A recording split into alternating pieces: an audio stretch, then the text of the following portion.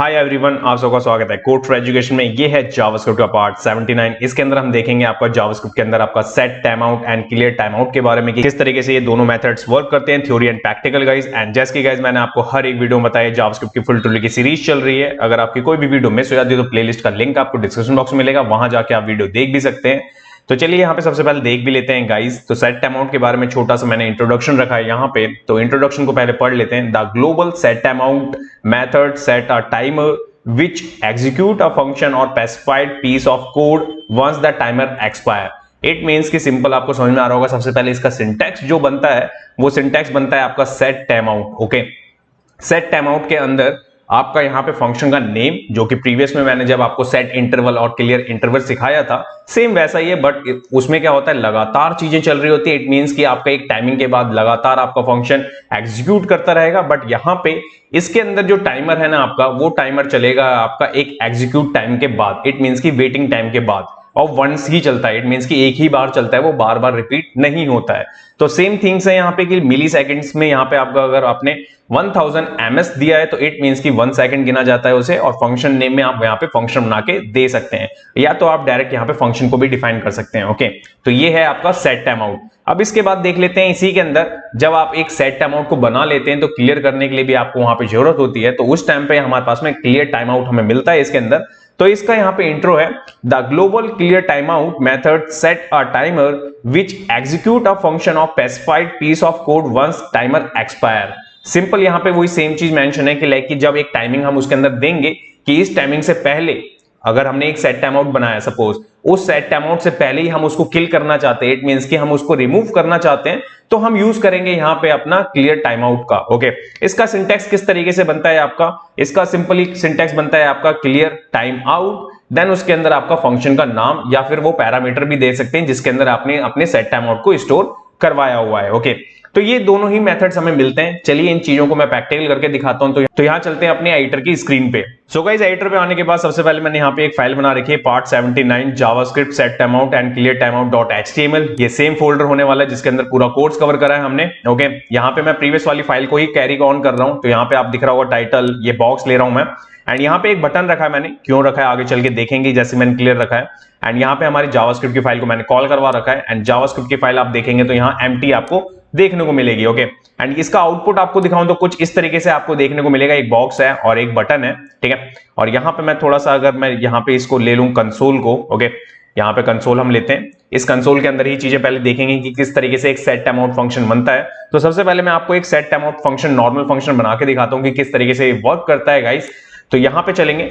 यहाँ पे आने के बाद में सबसे पहले मैं क्या करता हूं कि मैं एक वेरिएबल के अंदर सेट टाइम आउट फंक्शन को लूंगा। ओके, यहाँ पे मैंने लिया। इसके बाद में बॉक्स एनिमेशन करके, जैसे कि मैंने प्रीवियस में लिया था उसी की तरह मैं यहाँ पे 5000, ओके, इट मींस कि 5 सेकंड पे ये आपका हिट करना चाहिए फंक्शन। तो यहाँ पे मैं एक फंक्शन बनाऊंगा, आपको फंक्शन लिखना है सिंपली, और जो भी आपने नाम दिया है वो, एंड यहाँ पे कुछ इस तरीके से, ठीक है। यहाँ पे मैं कंसोल करके दिखाऊंगा आपको सबसे पहले के आपका console dot log, and then यहाँ पे मैं लिखूंगा आपका हाय, ठीक है। इसको मैं करूंगा यहाँ पे सेव, एंड सेव करने के बाद चलेंगे यहाँ ब्राउजर पे।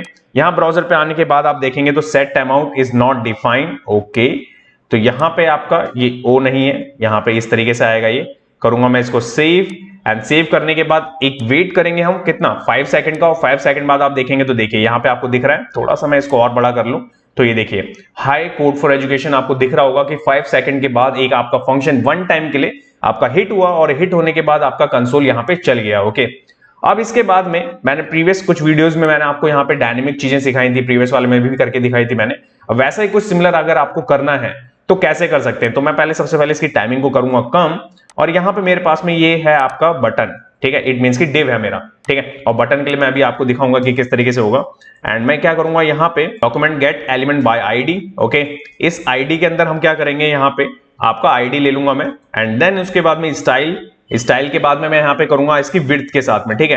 एंड विड्थ में क्या करूंगा कि 50% की करनी है मेरे को, कि इट मींस कि एक फंक्शन बनाया मैंने, एक फंक्शन के अंदर मैंने कहा कि लाइक ये मेरा डिव है, इस डिव की ना विड्थ हो जानी चाहिए 50%। कितनी देर के बाद ये फंक्शन हिट होगा आपका, 2 सेकंड के बाद। इस चीज को मैं करूंगा यहाँ पे सेव, एंड सेव करने के बाद यहाँ चलेंगे एंड यहाँ वेट करेंगे। तो देखिए आपका देखा आपने कि किस तरीके से आपका यहाँ पे डिव इंक्रीज हो गया। अगर मैं इसकी विड्थ आपको दिखाऊं यहाँ पे इंस्पेक्ट करके तो आपको दिख रहा होगा ये 50% आपको विजिबल हो भी रहा है। ओके, इट मींस कि आप देख रहे हैं कि किस तरीके से आप डायनेमिकली इस चीज को मैनिपुलेट कर सकते हैं। ओके, और ये वंस एक ही बार चलता है, आपका ध्यान रखिएगा। ये नहीं है कि आप बार बार, जैसे मैंने प्रीवियस वाले में मैंने आपको सिखाया था, ठीक है, तो उसकी तरह ये चीज काम नहीं करती है, ध्यान रखिएगा। अब मैं यहाँ पे आपको दिखाता हूं कि सपोज आपने कोई चीज बना ली, सेट टाइम आउट बना लिया, बट आप चाहते हो उस सेट टाइम आउट को पहले ही क्लियर करना, तो वो कैसे होगा? तो उसके लिए हम क्या करेंगे, सबसे पहले मैंने यहाँ पे क्या रखा है, एक बटन बना रखा था, टाइप इसका बटन रखा है, एक क्लास मैंने रखी है जिससे कि बटन का थोड़ा शेप देने के लिए मैंने चीजें रखी हुई है वहां पे। ओके, अब यहाँ पे आप क्या करेंगे, यहाँ पे आपको लेना है, मैं यहाँ पे एक ऑन क्लिक बनाऊंगा सबसे पहले, ठीक है। ऑन क्लिक के अंदर एक फंक्शन बनाएंगे, मैं यहाँ पे क्लियर फंक्शन करके बना लेता हूं, ये देखिए, ठीक है। इस चीज को मैंने यहाँ पे डिफाइन कर दिया।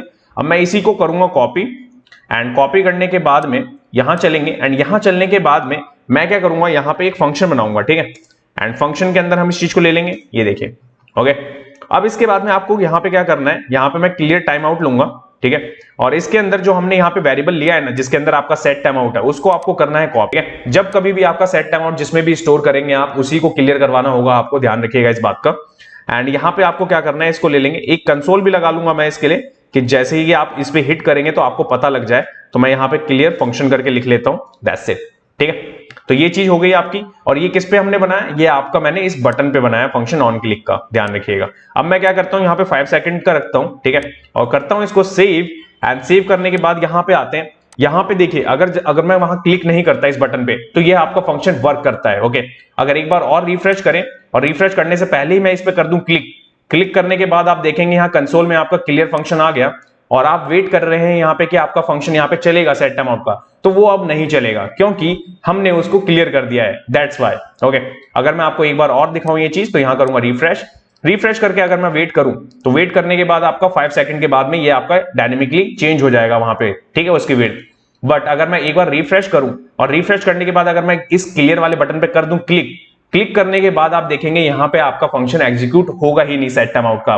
इट मींस कि हमने सेट टाइम आउट फंक्शन को क्लीन कर दिया है। ओके, तो आप समझ गए कि किस तरीके से ये चीजें चलती हैं। ये है आपका सेट टाइम आउट, और ये है क्लियर फंक्शन का किस तरीके से कॉन्सेप्ट चलता है आपका। अब अगर मैं आपको एक और चीज सिखाऊं कि अगर आपको ये चीज नहीं बनानी, ठीक है, मैं इसको कर देता हूं कमेंट, ठीक है। मैं कमेंट करने से पहले क्या करता हूं, इसको रिमूव करता हूं, ठीक है। मैं इसको करता हूं कॉपी, इसको कर देता हूं कमेंट। आप चाहते हैं कि फंक्शन नहीं बनाना, ठीक है, तो आप डायरेक्ट यहां पे फंक्शन बना सकते हैं। जैसे देखिए मैंने बनाया, मैं इसको करूंगा रिमूव, ठीक है, और डायरेक्टली विदाउट एनी नेम मैंने इस चीज को यहां पे डिजाइन करा है। इट मींस कि एक वेरिएबल के अंदर डायरेक्ट ले लिया मैंने। अगर मैं इसको करूं सेव, एंड सेव करने के बाद आपको दिखाऊं, तो ये मेथड्स भी आपका वर्क करता है गाइस, ध्यान रखिएगा। ऐसा नहीं है कि वर्क नहीं करेगा, देखा आपने, चला ना ये। अगर मैं इस चीज को यहां कर दूं रिफ्रेश, रिफ्रेश करने के बाद क्लिक कर दूं आपका क्लीन पे, तो क्लीन पे क्लिक करने के बाद आपका सेट टाइम आउट नहीं चलेगा। ओके, तो आपने देखा कि किस तरीके से ये दोनों मेथड्स वर्क करते हैं, आपके सेट टाइम आउट, आपका क्लियर टाइम आउट। ओके, अगर आपका कोई डाउट है गाइस, तो कमेंट करके आप अपना डाउट पूछ सकते हैं। अब नेक्स्ट वीडियो में हम क्या पढ़ने वाले हैं वो भी एक बार देख लेते हैं। सो गाइस, नेक्स्ट वाले पार्ट में हम देखेंगे आपका BOM, इंट्रोड्यूस करेंगे BOM क्या है, ये पूरा को पूरा मैं इसका फुल फॉर्म बताऊंगा, सारी थ्योरी एंड प्रैक्टिकल सब कुछ देखेंगे हम नेक्स्ट वीडियो के अंदर। Thanks for watching this video, जब तक के लिए till then bye bye guys.